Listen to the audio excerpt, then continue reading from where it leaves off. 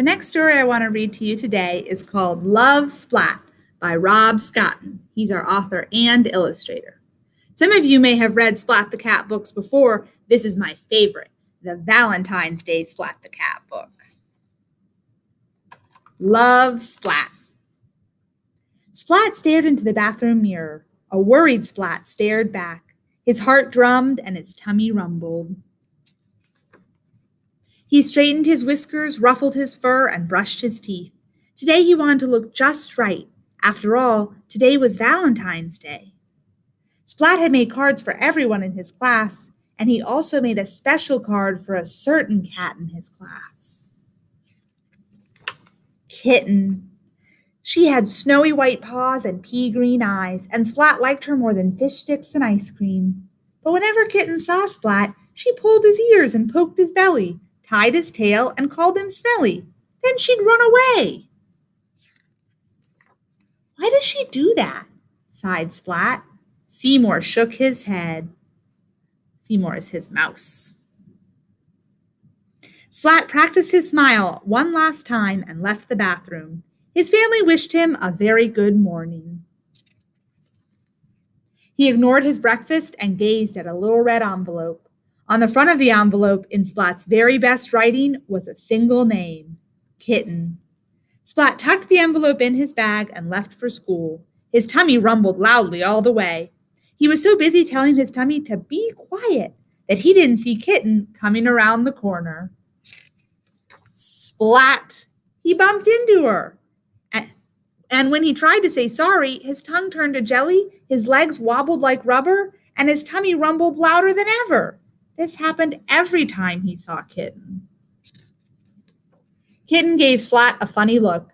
Then she pulled his ears and poked his belly, tied his tail and called him smelly, and ran away. Why does she do that? He sighed. Seymour shook his head. Later, in cat school, all the class swapped their valentines. Splat sat at his desk clutching the little red envelope. I'll give it to her soon, he said to Seymour. But soon it was recess. Splat sat quietly on a bench, still clutching the little red envelope. He didn't see the cat sneaking up behind him. Boo! Cried Spike. Splat jumped and dropped the little red envelope. Spike picked it up and read the name on the front. I like Kitten too, Spike announced, and I like her more than you do. But I like Kitten this much, said Splat. And I like her this much, said Spike. Oh, groaned Splat. Splat pulled a piece of chalk from his pocket and drew a heart on the ground. I like Kitten this much, he said. And I like Kitten this much, said Spike, and he drew a heart around the whole playground. Oh, groaned Splat. I made Kitten a special Valentine card, Splat said. You call that a card? Spike said smugly. Oh, groaned Splat. It's not fair. Seymour shook his head.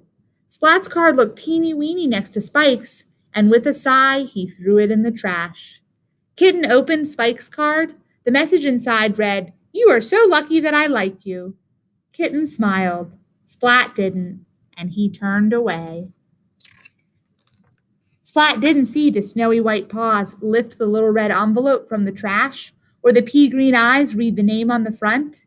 Kitten took the card from the envelope and opened it. In Splat's very best writing were 3 little words, I like you. Kitten sat down next to Splat and gave him a little pink envelope. On the front was a single name, Splat. Splat opened the envelope, and on the card was a rhyme. Your fur is soft, and I like to stroke it. You make a silly noise in your belly when I poke it. Your tail's so bendy, it makes me laugh, and you smell really nice when you've just had a bath. Inside the card, in Kitten's very best writing, were 3 little words. I like you. The end.